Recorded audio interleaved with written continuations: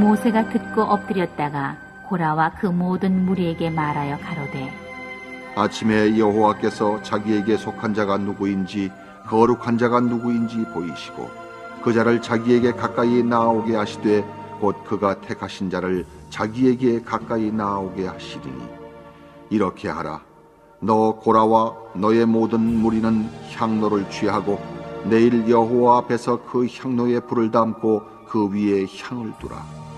그때 여호와의 택하신 자는 거룩하게 되리라. 레위 자손들아 너희가 너무 분수에 지나치느니라. 모세가 또 고라에게 이르되 너희 레위 자손들아 들으라. 이스라엘의 하나님이 이스라엘 회중에서 너희를 구별하여 자기에게 가까이 하게 하사 여호와의 성막에서 봉사하게 하시며 회중 앞에 서서 그들을 대신하여 섬기게 하심이 너희에게 작은 일이겠느냐. 하나님이 너와 네 모든 형제 레위 자손으로 너와 함께 가까이 오게 하신 것이 작은 일이 아니오늘 너희가 오히려 제사장의 직분을 구하느냐. 이를 위하여 너와 너의 무리가 다 모여서 여호와를 거스리는도다. 아론은 어떠한 사람이건대 너희가 그를 원망하느냐. 인간은 편안하고 배부르면은 근데 하나님을 잊어버리는 속성이 있어요. 하나님을 잊어버린 인간은 사람은 자신만을 위해 살아가는 것이 일반적인 그런 현상이에요. 예나 지금이나 인간의 그런 보편적인 교만의 속성은 변함이 없습니다. 이 교만이라는 것이 뭐냐면 하나님 없이도 얼마든지 살 수 있다. 그러나 하나님은 금방 심판하시지 아니하시고 오랫동안 참으시고 또 오랫동안 회개할 기회를 주시는 은혜로운 하나님이라는 사실이 그러한 사실이 예나 지금이나 또한 변함이 없어요. 어릴 적 동네 마을 사람들이 물을 길러 다니는 그런 이렇게 수도 시설이 있었어요. 공동 우물이라고 하는데 동네 이곳이 유일해요.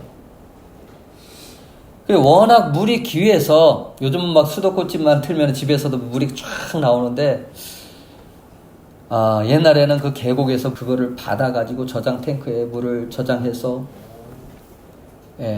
그 동네 우물에 매일 오후 5시 다른 아침도 아니고 그냥 하루 종일도 아니고 매일 오후 5시에 그 수문을 열어가지고 마을 사람들이 그곳에 물을 길러러 가는 거예요. 저마다 막 양동이와 물통을 들고 물을 길러 갔습니다. 저도 그때는 어머님이 안 계셔서 아버님이 이제 일 나가시면은 동생하고 저하고 이 물통을 들고 이렇게 물을 길러러 가고 그랬어요. 일상적인 생활이었어요. 그러다 보면은 이 동생이 하기 싫은 것을 억지로 했는지 막 그냥 물을 그냥 일부러 쏟는 거예요. 그래서 집에 와서 보면은 저는 그래도 물이 많이 그래도 남아있는데 동생은 반도 안 남아있는 거예요. 그럴 때가 참 많았어요. 이와 같이 우리의 신앙도 다른 것을 생각을 하면 흔들리게 되어 있습니다.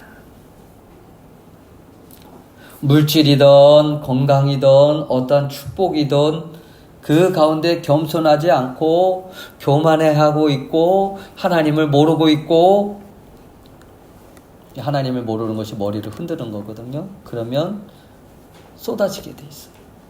내 인생에 남아있는 게 없게 되는 거예요.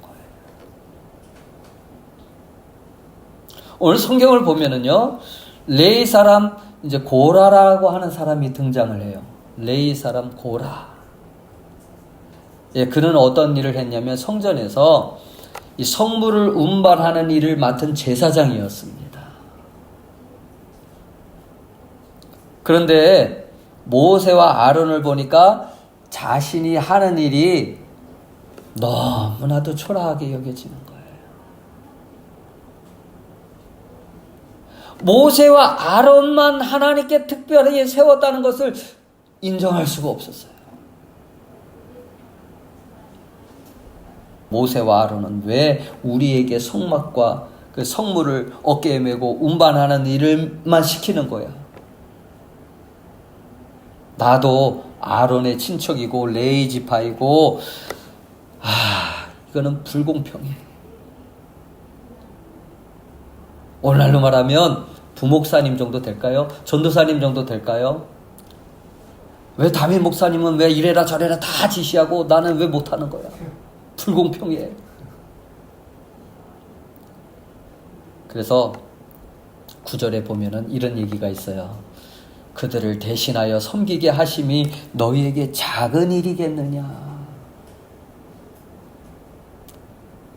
하나님께서 고라 자손에게 성물을 운반하게 한 일들에 대하여 작은 일로 여겼다는 것이죠.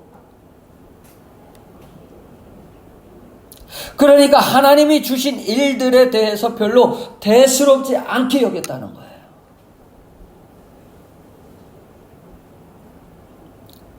그래서 자신들을 높여주고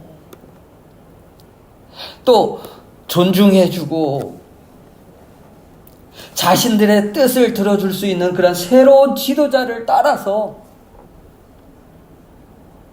자신들의 길을 가겠다고 하는 거예요. 한 성도가 이런 말을 하더라고요. 찾아와서 이런 말을 해요. 목사님은 우리가 어떻게 살든지 간섭하지 마시고 복이나 빌어주고 기도나 해주세요. 그게 목사님 일 아닙니까? 그러는 거예요. 저는 깜짝 놀랐어요.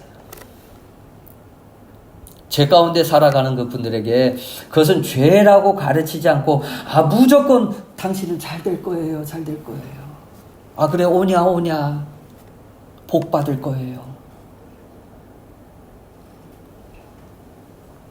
그러면 그 목자는 사꾼 목자밖에 안 되는 거예요.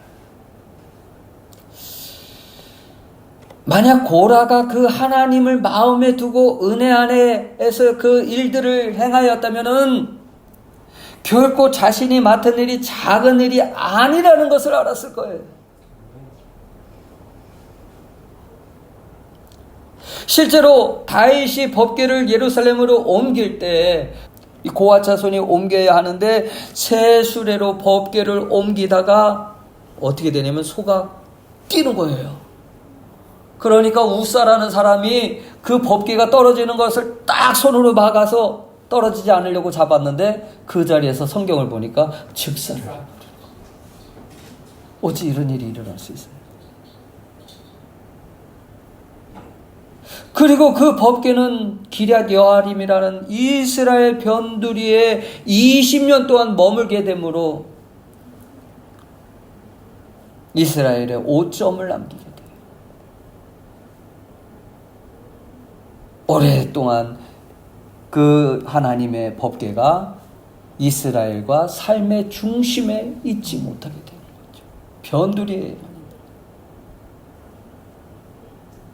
그러니까 이 일은 왕인 다윗도 함부로 할 수 없는 일이었어요. 여러분, 하나님 앞에서는 크고 작은 일이 없습니다. 교회에서 목사가 하는 일은 크고 집사가 하는 일은 작을까요? 그렇지 않아요. 우리가 하나님 앞에 구원받은 사실이 작은 일인가요? 그렇지 않아요. 내가 성도가 되었다는 것, 내가 예수를 믿을 수 있다는 것, 그것이 작은 일일까요? 그렇지 않습니다. 우리가 성도로 살아갈 수 있는 것은 작은 일이 아니에요. 누가복음 16장 10절에 보니까 지극히 작은 것에 충성된 자는 큰 것에도 충성하게 되고 지극히 작은 것에 불의한 자는 큰 것에도 불의한다. 이 말씀을 기억할 수 있기를 바랍니다. 이 고라의 반란은요, 모세와 아론에 대한 반란이 아니라 하나님을 향한 그런 반란이었어요.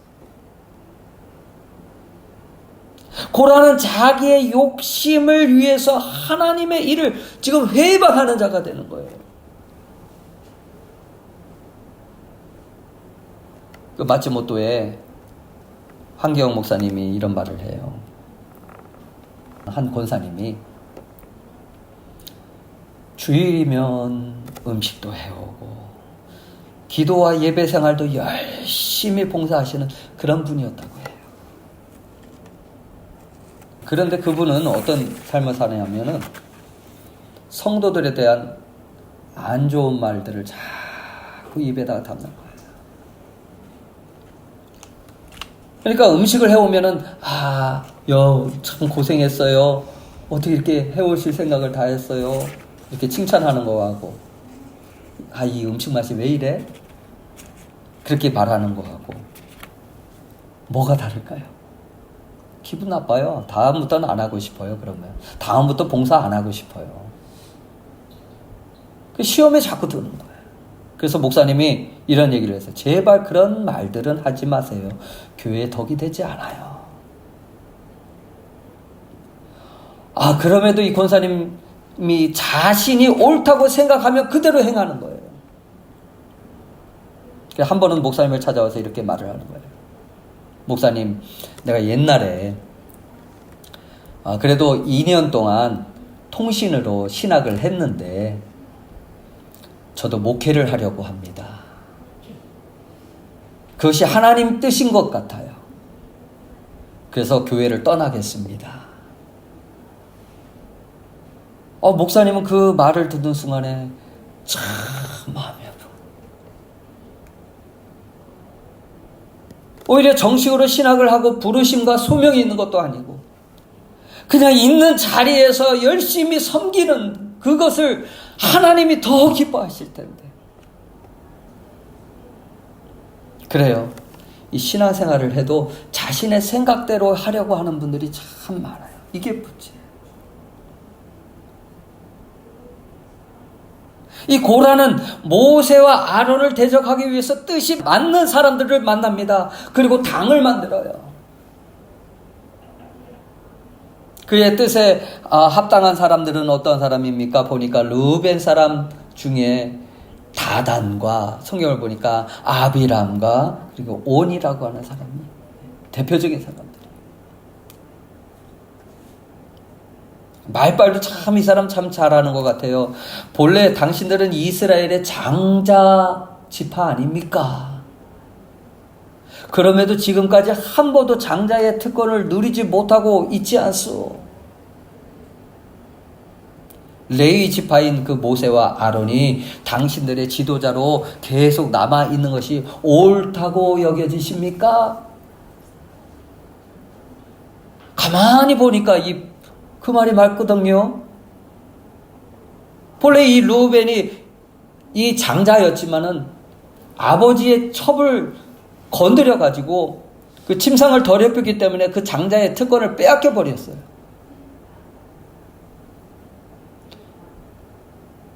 그런데 이 고라의 말을 듣고 보니까 다시 장자의 권위를 되찾는 것이 옳겠다. 그런 생각을 한 거예요. 뿐만 아니라 2절에 보니까 이스라엘의 총회에 택함을 받은 자, 곧 회중의 유명한 족장, 대표적인 사람들 250인과 49절에 보면은 고라의 일로 죽은 자 외에 연병에 죽은 자가 14,700명.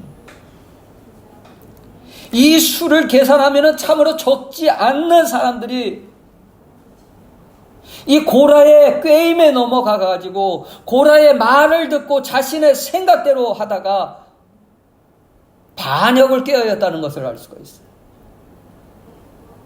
얼마나 이간질을 많이 했을까요? 얼마나 많은 사람들에게 험담을 많이 했을까요? 그래서 모세는 이 일을 수습하기 위해서 르우벤 사람을 부릅니다. 그러나 그들은 초청에 응하지 않아요. 거절합니다. 그러면서 13절에 이렇게 말해요. 내가 우리를 젖과 꿀이 흐르는 땅에서 이끌어내어 광야에서 죽이려 함이 어찌 작은 일이기에 오히려 스스로 우리 위에 왕이 되려 하느냐. 완전히 오해를 하고 있어요. 젖과 꿀이 흐르는 땅으로 향하고 있는데 이 사람들은 애굽 땅이 젖과 꿀이 흐르는 땅이라고 생각을 하고 있어요. 그곳에 남아 있었던 것이 더 좋았겠다라고 말하고 있는 거예요. 그리고 하나님은 지금 죽이려고 하는 게 아니라 살리려고 하는 건데 이 사람들은 이렇게 말을 오해하고 좀 마음이 꼬였지. 이 고라는 자신들도 거룩하고 하나님이 함께 한다고 말하고 있지만은 정말로 하나님의 은혜 안에 있는 그런 모습이 아니었습니다. 어떻게 이게 은혜 안에 있는 모습이겠어요? 자기 중심대로 살아가고 자기 생각대로 살아가는데 어떻게 하나님의 은혜 안에 있는 거라고 말할 수 있겠어요? 마땅히 은혜 안에서 어떤 삶을 살아야 하는가를 생각하지 않고 모든 일을 자기 중심으로 판단하고 하는 그 일들. 여러분, 우리는 어떨까요? 우리도 예수를 믿는다고 말하고 있지만은 우리가 대단해서 살고 있다는 그런 착각 속에 살고 있지는 않습니까? 되게 어떤 사람들이 착각을 하냐면 돈만 있으면 된다. 내가 다른 사람보다 더 가지면 된다. 성공하면 된다. 그렇지 않아요. 여전히 옛사람으로 자기 중심적으로 우리는 살아가고 있지는 않으세요? 내 생각만을 강요하고 살아가고 있지는 않으세요? 하나님을 경외하고 하나님을 중심으로 산다는 것은 자기를 부인하며 살아가는 것과 같아요. 예수님도 나를 쫓으려거든 자기를 부인해야 한다고 하는 말씀을 하신 것을 우리는 기억하실 거예요. 자기 부인이라는 말은 그리스도께 헌신하고 뜻에 순종하려는 그 마음의 자세를 말해요.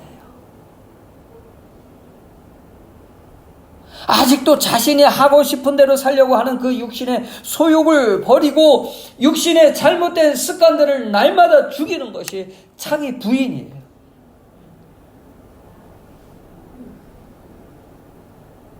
이것이 없으면 어떤 일들이 벌어지냐? 왜 나는 안 알아줘?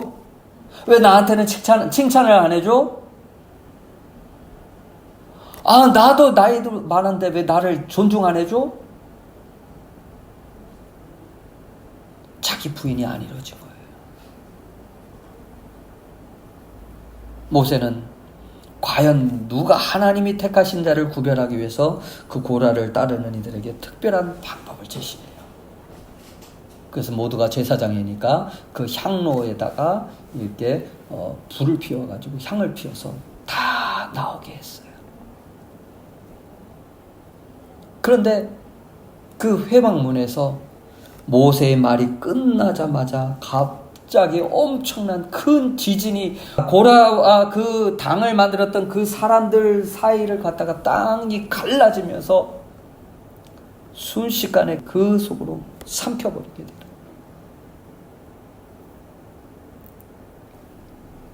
여기 고라를 추종했던 250명의 족장들에게도 자신들이 들고 있던 그 향로에서 불이 갑자기 살라지면서 나와가지고 이 사람들을 태워버리는 거예요. 상상이 가세요?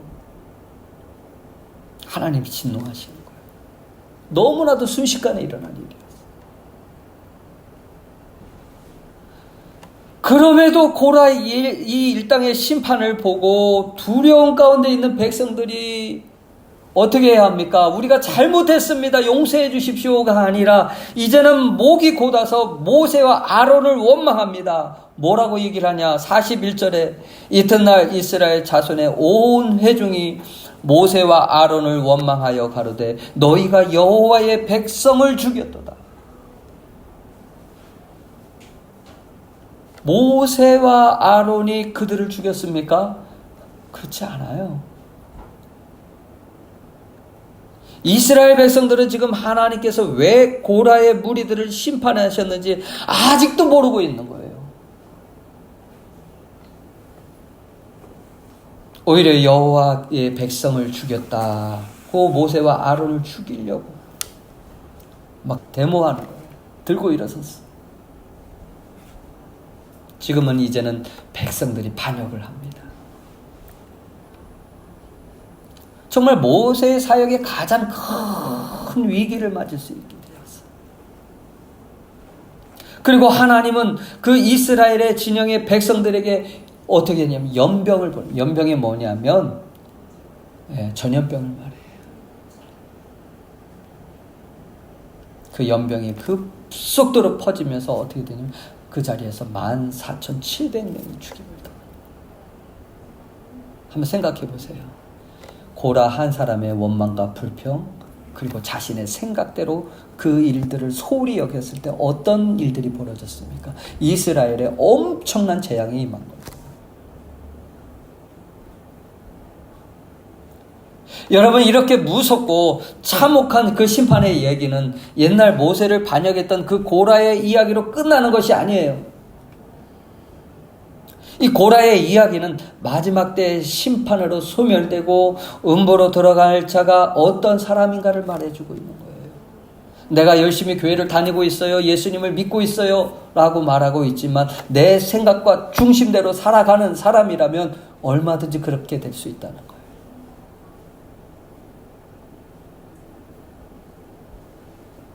하나님께서 땅으로 입을 벌리게 해서 고라와 그 고라의 일당을 삼켜버리게 하시고 이 불로 소멸하신 것은 하나님의 은혜를 무시하는 자들을 용납하지 않겠다는 표현이에요.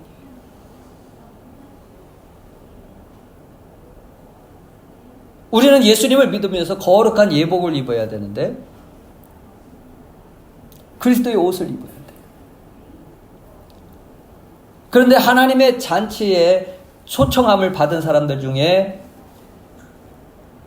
예복을 입지 않고 참석한 사람이 있었어요. 어떤 일이 벌어졌나요? 그 예복을 입지 않은 사람을 바깥 어두운 데로 내어 쫓아버려요. 우리가 은혜 안에 있는 자라면 그리스도의 의의 옷을 입고 살 수 있어야 돼요. 내가 거룩해져야 돼요. 옛 습관대로 살 수는 없습니다. 육신의 생각대로 살 수는 없습니다. 그것이 멈춰져야 돼요.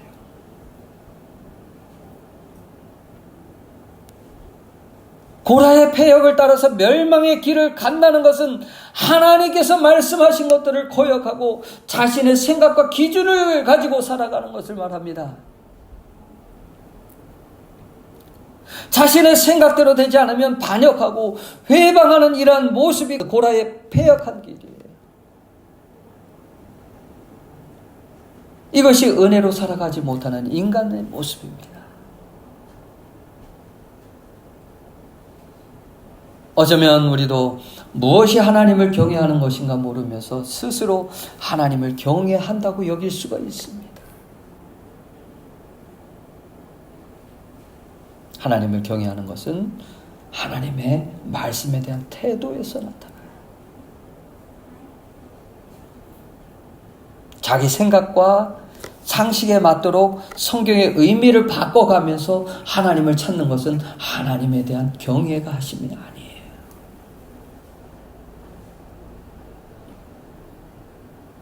말씀 앞에서 우리의 연약함과 부족함을 깨닫고 은혜를 구하고 도우심을 구하는 것이 곧 하나님을 경외하는 신앙인 줄 믿으시기 바랍니다.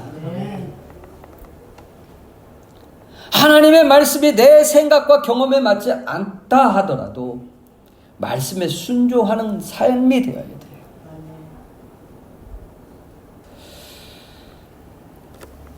우리가 신앙생활을 위해서 열심히 내는 것보다 나의 열심이 하나님의 뜻에 맞느냐 하는 것이 중요해요. 이 유다서를 보면은요, 성도들이 가지 말아야 할 세 가지 길을 제시해요. 유다서 1장 11절 주보를 보시면서 같이 보시겠습니다. 시작.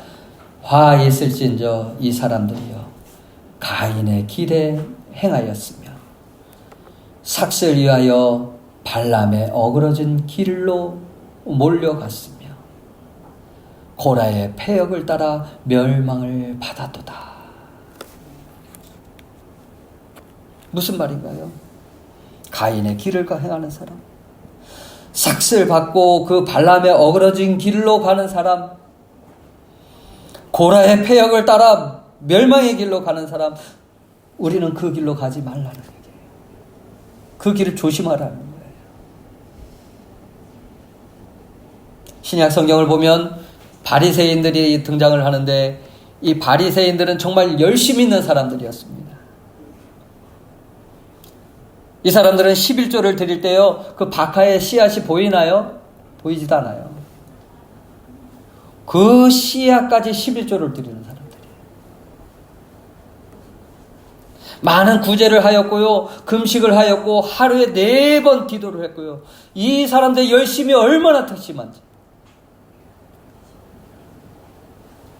그런데 예수님 앞에 책망을 들어요. 백성들은 참 훌륭하다고 존귀하다고 여기는데 왜 예수님은 이 사람들을 책망하나요? 자신들의 생각대로 살아가면서 그것이 하나님의 뜻이라고 생각하였기 때문에.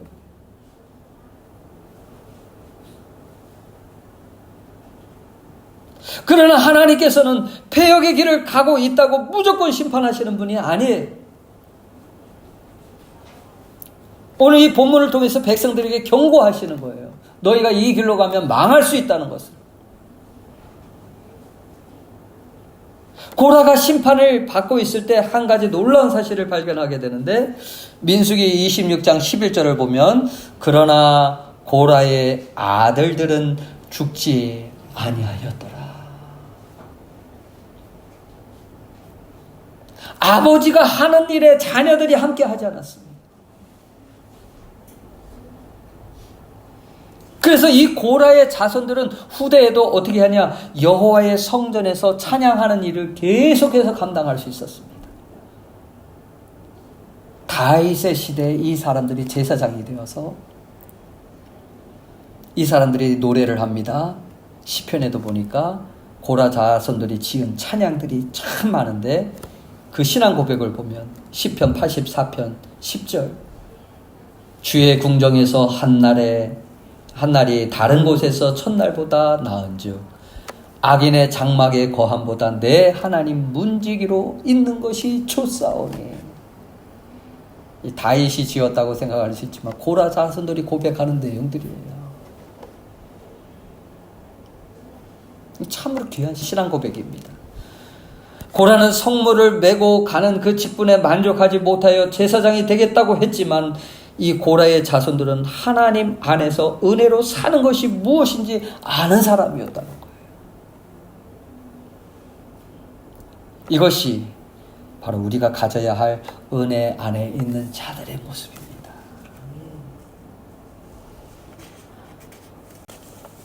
은혜 안에 있는 성도들의 모습은 오직 하나님의 뜻이 무엇인가를 분별하려고 해요.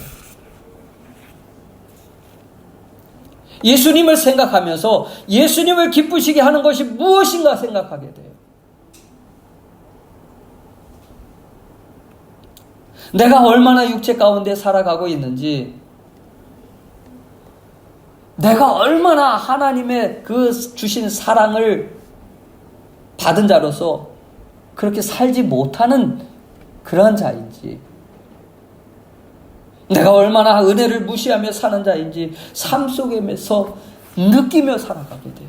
그것이 은혜 안에 있는 자의 모습이에요. 여러분, 우리가 가진 직분은요, 하나님의 은혜로 우리에게 주어진 것입니다. 성도라는 것은 하나님의 은혜로 우리가 여기서 지금 살아가고 있음을 말하고 있는 거예요. 그런데 이 고라의 패역한 마음이 우리에게 있으면 어떻게 되나요? 내 기준을 가지고 목을 곧게 해서 스스로 높아지게 해야 되려고 하는 거예요. 나의 죄악을 보지 못하고 성도의 허물을 보게 돼 있어요. 다른 사람의 허물을 보게 돼 있어요. 그리고 험담하게 돼 있어요. 마태복음 23장 12절에 보면 이런 말씀을 합니다. 같이 보시겠습니다. 시작. 누구든지 자기를 높이는 자는 낮아지고 누구든지 자기를 낮추는 자는 높아지리라. 하나님은 통회하고 겸손한 마음을 가진 사람을 좋아하십니다. 주님 앞에 자신을 낮추어서 겸손과 온유함을 배우고 주님 안에서 모두가 한 형제라는 사실을 깨달아서 서로 겸손하게 섬기는 자들이 되기를 원하고 계세요. 함부로 형제에 대해서 험담하거나 판단하려고 하지 말라는 것입니다. 그것은 하나님이 우리에게 허락하신 것이 아니고 이 사실을 바로 알고 바로 믿고 바른 가르침을 따르고 하나님께서 주시는 그 은혜와 복을 받는 우리가 되어야 한다는 것이에요. 나는 하나님의 은혜로 산다. 따라서 해보겠습니다. 나는 하나님의 은혜로 산다. 이것을 마음에 새길 수 있기를 바랍니다. 아직도 성숙하지 못한 부분들이 다듬어져 가고 있습니까? 부끄러운 죄악을 가지고 있지만 오늘 우리가 육체 가운데 살아가고 있는 것은 하나님의 은혜예요. 점점 나아지고 있어요. 점점 고쳐지고 있어요. 그것이 은혜 안에 있는 자들의 모습이에요. 그러나 하나님께서 그 고라와 그를 따르는 사람들을 심판하시기 전에 모세의 중보 기도가 있음을 알 수 있습니다. 저 인간은 죽어도 돼. 모세 그렇게 생각을 안 했습니다. 16절 22절을 보면요, 그 두 사람이 엎드려 이르되 하나님이여, 모든 육체의 생명이 하나님이요 한 사람이 범죄하였거늘 온 회중에게 진노하십니까? 이스라엘 백성들이 얼마나 많이 하나님을 거슬렸습니까? 고라의 위기로 얼마나 큰 위기를 맞게 되었습니까? 그때마다 모세는 이스라엘이 죄악으로 인해서 멸망당하지 않도록 하나님 앞에 중보합니다. 하나님의 긍휼을 구하는 거예요. 하나님 살려주세요. 그런데 이 모세의 중보 기도는 예수님의 그림자의 모습이에요.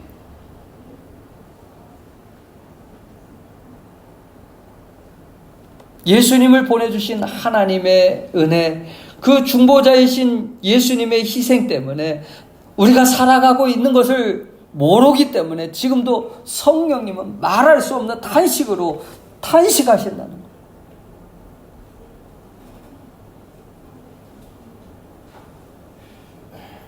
그래요.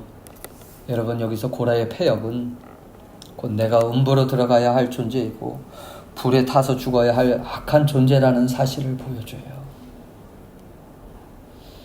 그러나 중보자이신 예수님을, 그 예수님의 희생을 통해서 우리가 살고 있다는 이 사실을 깨닫는 자가 바로 하나님의 은혜를 아는 자의 모습입니다. 그리스도인다운 모습이에요. 하나님은 지금도 끊임없이 패역한 길을 걸어가고 있는 그 택한 백성들을 향해서 간절하게 이렇게 구합니다.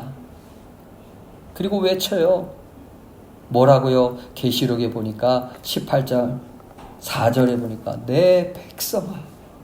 그냥 우리는 읽을 수 있지만 하나님이 탄식하는 거거든요. 내 백성아, 거기서 나와 그의 죄에 참여하지 말고 그가 받을 재앙들을 받지 말라. 너희는 그 길을 가지 말라. 그것은 사망의 길이다. 너희가 믿는 예수, 그리스도인답게 은혜 안에 있는 자가 되라. 우리는 이 심판을 보면서 자신의 죄를 깨닫지 못하는 그런 우매한 자들입니다. 그런 우리들이 어떻게 스스로 살아갈 수 있겠습니까? 사랑하는 여러분, 먼저 우리 안에 고라의 그런 패역한 길을 가고자 하는 그 욕망이 있다면 솔직하게 주님 앞에 고백하십시오.